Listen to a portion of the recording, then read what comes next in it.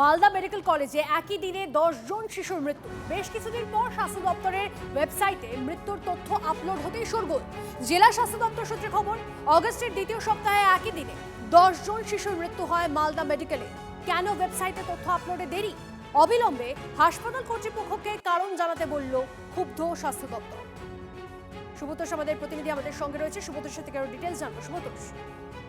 হ্যাঁ দেখো, একদিনে 10 জন শিশুর মৃত্যু এবং সব থেকে বড় বিষয় যেটা যে মালদা মেডিকেল কলেজ হাসপাতাল কিন্তু এই বিষয়টাকে সামনে আনেনি, ধামাচাপা দেওয়ার চেষ্টাই করেছিল। কিন্তু ঘটনাচক্রে যখন তখন তাদের সাইটে যখন সেটা আপলোড করা হয় তখন নজরে পড়ে রাজ্য স্বাস্থ্য দপ্তরের, এবং তখনই তারা এই বিষয়টা নিয়ে তাদেরকে জানতে চান এবং ইতিমধ্যেই বিষয়টা নিয়ে ভিডিও কনফারেন্সে কথা হয়েছে এবং তাদের কাছে পুরো কারণ জানতে চেয়েছেন এবং ডিটেল রিপোর্টও চাওয়া হয়েছে মালদা মেডিকেল কলেজ কর্তৃপক্ষের কাছ থেকে।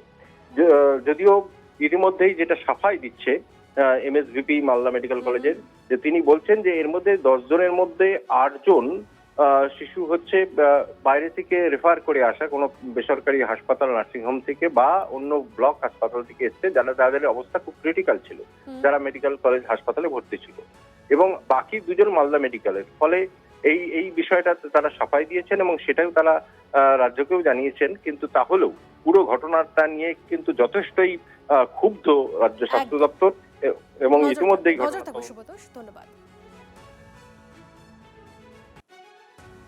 রিসেন্ট একটা এরকম ঘটনা ঘটেছে যেদিন একদিনে বেশ কিছু বাচ্চা মারা গেছে, মানে প্রায় 10টা মতো। সেগুলো বিভিন্ন কারণে মারা গেছে, কিছু লো বার্থ ওয়েট, অ্যাসফিক্সিয়া বা বিভিন্ন আরও কিছু হার্ট ডিজিজেরও কিছু কিছু কারণ আছে। সেগুলো আমরা ইনভেস্টিগেট করে দেখছি এবং ডিটেলস রিপোর্ট আমরা ঊর্ধ্বতন কর্তৃপক্ষের কাছে পাঠাবো। যেগুলো আমরা স্বাস্থ্যমন্ত্রী থেকে চেয়েছি সেগুলো আমরা পাঠাচ্ছি। আছে বিভিন্ন কারণ আছে, শ্বাসকষ্ট আছে, সেপসিস আছে, জন্ডিস আছে, হাইপোক্সিয়া। 10টার ভিতরে আউটবর্ন ছিল 8খানা, 2খানা বাচ্চা ছিল ইনবর্ন। রিপোর্ট, প্রাইমারি রিপোর্ট আমরা পাঠিয়েছি, আবার রিপোর্ট পাঠাতে বলেছেন স্বাস্থ্যমন্ত্রীকে অফিসার। ঊর্ধ্বতন কর্তৃপক্ষ আমরা সেগুলো তৈরি করছি, পাঠিয়ে আমাদের মিটিং হয়ে গেছে।